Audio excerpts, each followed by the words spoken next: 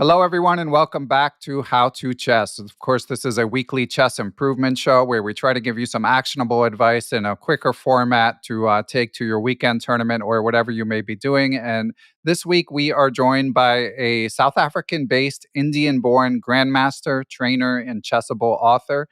He's best known on Chessable for his course called Timeless Techniques Strategic Endgames, in which he collaborated with FM Daniel Barish. He's got tons of achievements over the board. He won the Under 10 World Youth Chess Championship in 2005, came in third in the Under 20 World Junior Chess Championship in 2011. He won the South African Open in 2017 and 2018. And being that his course is on endgames, that's what we're going to discuss today. Try to find out sort of how to blend the practical and the technical. But before we dig into it, let's welcome him to the show. Grandmaster Sahaj Grover, how are you? Feeling great, Ben. Thank you for this great introduction. Yeah, I'm very, very happy to be here. Excellent. Yeah, and I'm excited to dig into this topic because I think a lot of people, when they run programs like Aim Chess or just like in terms of like interacting with a coach or getting some feedback, they feel like they need to work on end games. And often they go straight to the technical manuals. I mean, at the beginning level, there's the famous Jeremy Soman's Endgame course, which is a great resource. Kind of at the intermediate level, although it runs the gamut, is of course Chessable's famous course, 100 endgames you must know. And once you start to approach a level like yours, there's Dvoretsky's Endgame Manual. And all of these books have their place, but there's more to endgames than just knowing cold positions like the Lucina position or the king and pawn endgames or queen against rook as you get more advanced or whatever it may be. So my first question for you, Sahaj, is how do you balance studying technical endgames as opposed to just sort of observing how a strong player converts an advantage? That's a good question. I would first start by knowing my basics, which is basically the fundamentals of chess. As you mentioned, Lucina, Philado, frontal attack, king pawn in games, and so on. But as you progress and as you get better um, through those end games, it's not just important to know them theoretically, it's also important to play them accurately. So like an example of this is I have found many times that the famous rook bishop versus rook position, um, it is winning, but I know many players are not able to actually convert it over the board. So it is extremely important that you try to play it practically and gain that experience, so that when it happens over the board, you are just better prepared.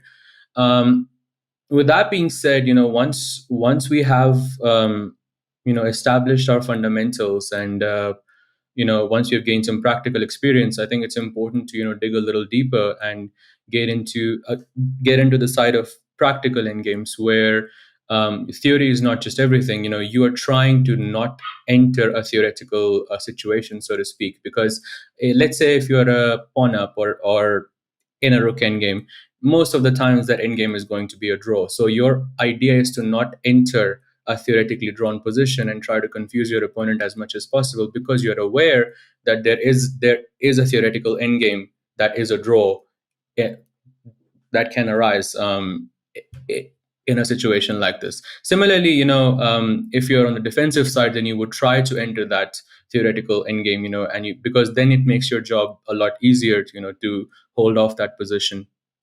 So yeah, this is why I always say that it's much better to establish your fundamentals and only then dig into the practical side of in games, pretty much. Gotcha. So basically, you lay the foundation, get the building blocks, and then from there you proceed to actually studying how end games are played from sort of start of the end game to finish of the end game. Now, my question for you, Sage, and this might be tough to answer in what's predominantly an audio only format, but like, how do we know when we're ready to make that transition? Is there like a certain rating level, or are there just like a certain list of end games, or how do we know when we're ready to start studying complete end games and not just learning the basic technical end games? So Well, as someone who works at Chessable, I will definitely recommend the 100 Games final test to you. Okay. 100%. And apart from that, I think it's very important to gain practical experience because knowing the position theoretically is not just enough. If you know a Lucina position, you don't have to set it up the exact same way because Lucina works. Doesn't matter what file. Okay, except for the rook point, doesn't matter on what file the pawn is. It will work the same way. So it's much more important to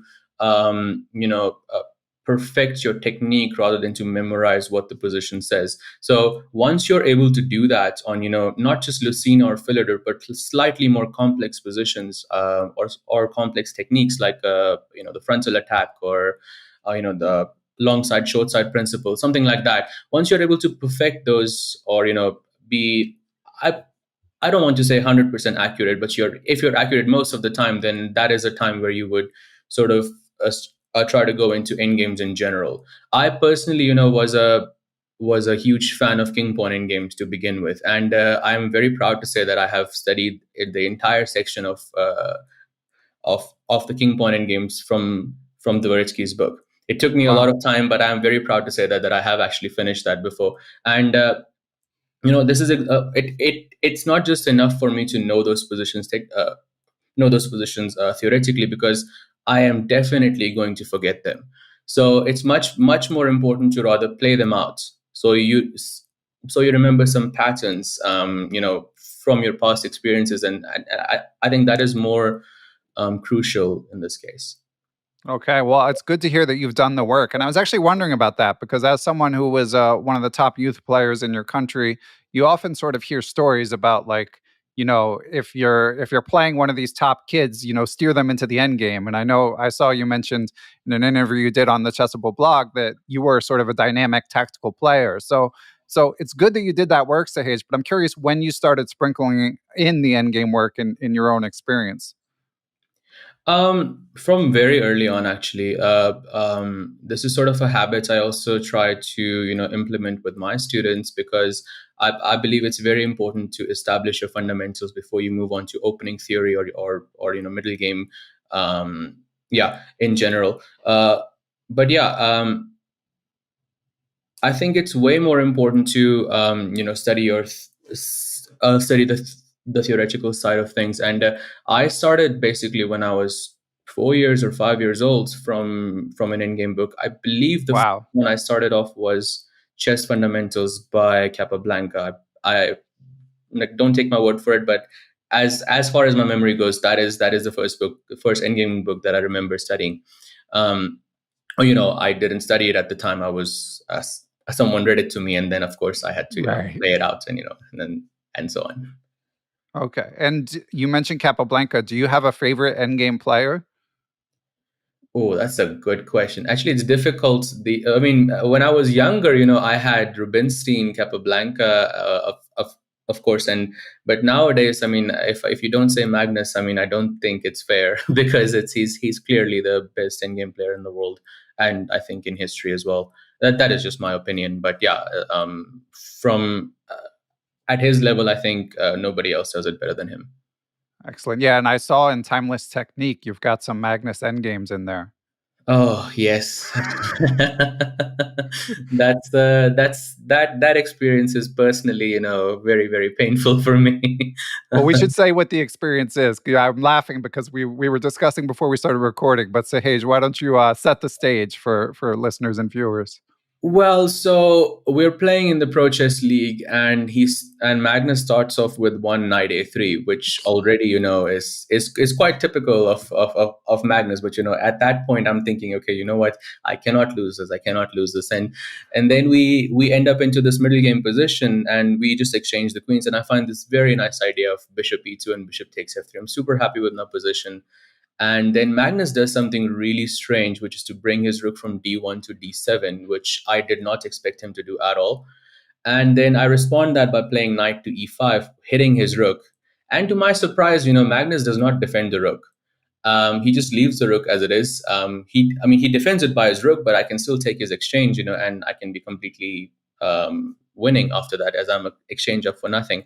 But I don't know what happened to me at that stage, but I mean, I'm trying to convince myself that it was a black spot, that it won't happen again. But I really don't know what happened. But I just didn't see it. And even though my previous move was to take the rook, I just simply didn't see that that rook was hanging on the next move. I guess this is what you would call a Magnus effect. Right. Where you don't really expect someone like Magnus to make a mistake like that. So yeah, I believe that's what happened. And yeah, at least after that, he gave me a very nice lesson on on on end games after that, as mentioned in my course. So something good came of it, at least. That's funny. Yeah, you always hear that about. I feel like the world champions in particular, where they have this aura, and you just sort of feel the power and make mistakes that you wouldn't otherwise make. It's amazing that it works still over the computer, even when you're just playing online. You still feel the effect. I guess I'm gathering you were a little more nervous than usual for that one, Sahej. 100%, 100%. It's not every day you play Magnus, so it was of course, it was an honor itself to play against Magnus. But yeah, it's playing against him and playing against anybody else is, there's a huge difference. And I wish, I tell my students as well that this is, you should always look at the board, not at the player. But and it feels a little wrong because I myself was not able to achieve this thing on that day. So I was quite disappointed with myself that it actually happened. But at the end of the day, he is a world champion. He is, he does have that aura, and deservedly so. So Yeah, yeah, and I'm guessing that's not the only Magnus endgame in timeless technique. No, no, no, I think no, no. I believe that's the only one, if I can remember. But I am planning on an update sometime in the next month, or maybe in December, where I will add a couple of end games by high class players, and including Magnus themselves, because I've been working on some updates in the past, along with my co-author Daniel Barish, and we have decided to try and revamp the course a little bit, and add a few more positions. Yeah, so definitely there will be more content by Magnus as well.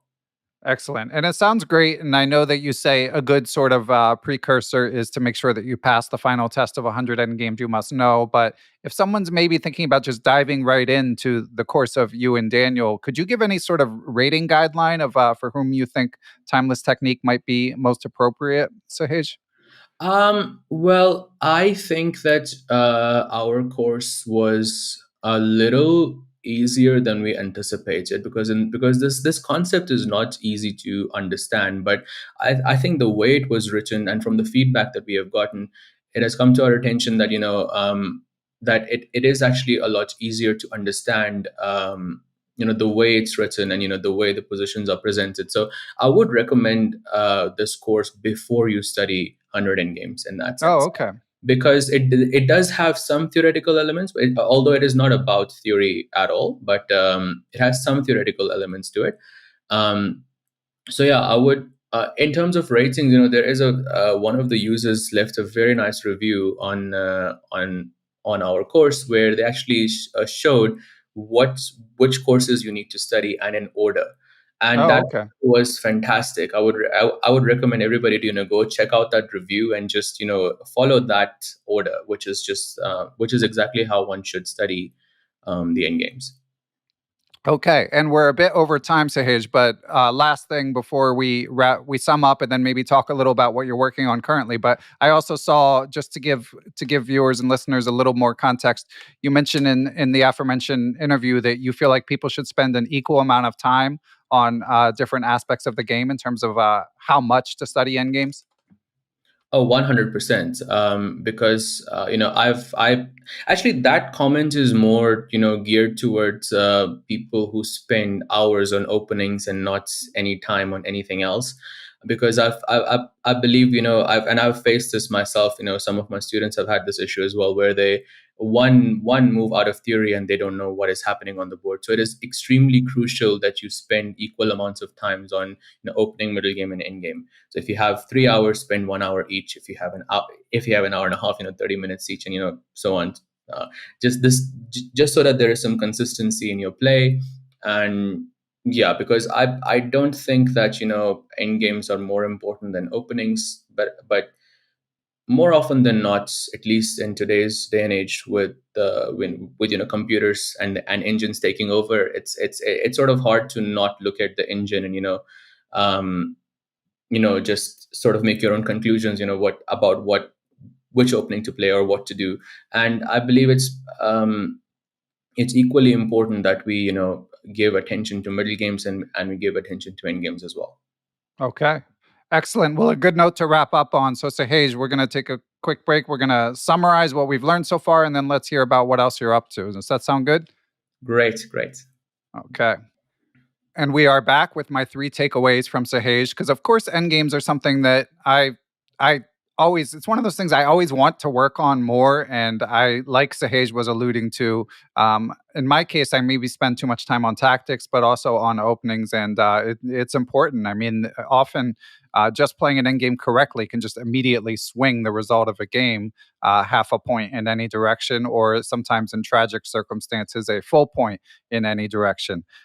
So here are three things that I've taken away from my conversation with Grandmaster Sahej Grover. Number one is, of course, know your fundamentals. I was impressed because, again, I had my sort of preconceived notion that as a former youth champion, that Sahej would be someone who was just sort of naturally crushing people tactically and not doing the work for end games.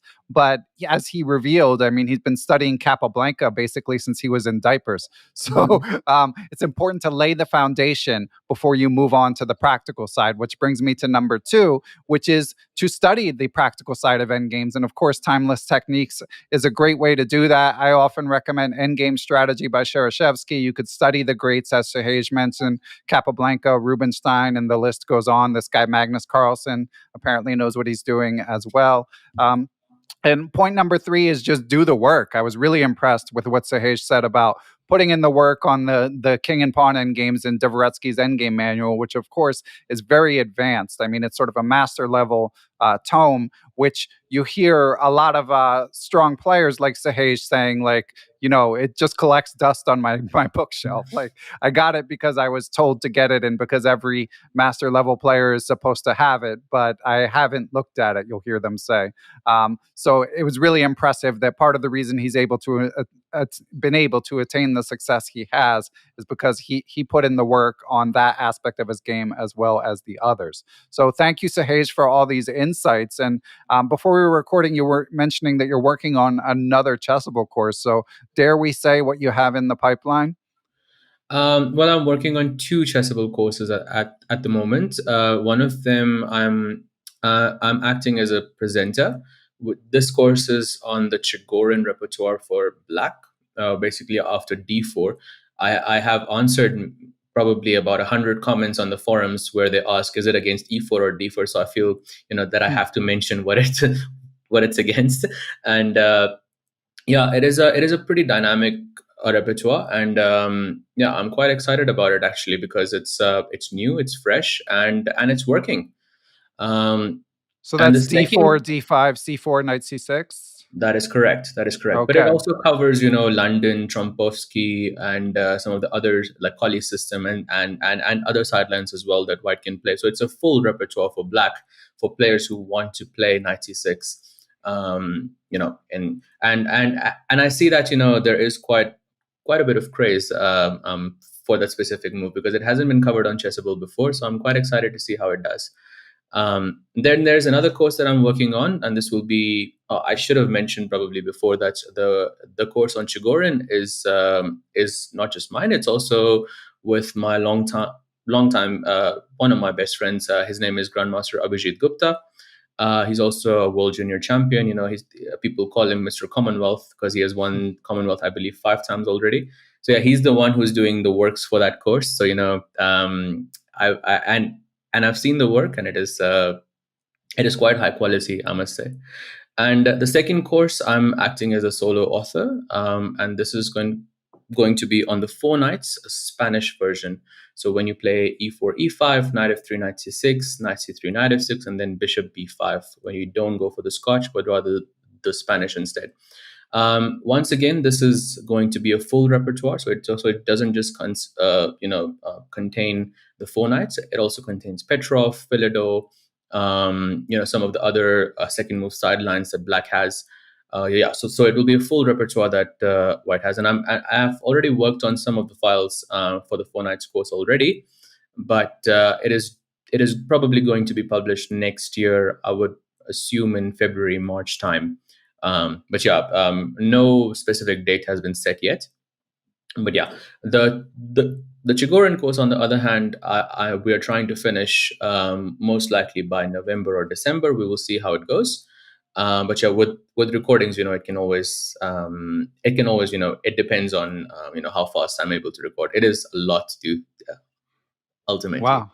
Yeah, it sounds like you're pretty busy. So dare I ask, Sahaj, if you're going to be able to compete at all, or is it too much with working on multiple courses at one time right now? Not anytime soon, I will say, because I have a lot on my plate, and on top of that, I have a 9 to 5 at Chessable as well as the publishing manager. So definitely, I will not play any tournaments at least for this year. Then, which is weird because I think this is my first year that I have not played a single classical game, which is kind of sad if I think about it. Right. But I will definitely make up for it next year. I want to go out and I want to play, and it's been quite some time. And with of course, COVID is still very real, but with the restrictions being lifted, tournaments happening again, I would definitely want to participate more, just in general. Yeah, I mean, during these COVID times, it's as valid a time as ever to take a break and focus on your professional work. So, Sahaj, lots of great insights, and look forward to the Shigoran course, which I'm thinking about naming it the Reverse Jabova. What do you think of that as a name? I think it might sell a few That is courses. clever. That's clever. I'll actually make a petition for this. Okay, so That's clever. so we'll look forward to the Reverse Jabova and the Spanish Four Knights as well. So thanks again, Sahaj. This has been a lot of fun. Thank you so much. Thank you so much. It's an honor to be on this show, and you're doing a great job of it. Thanks, I appreciate it.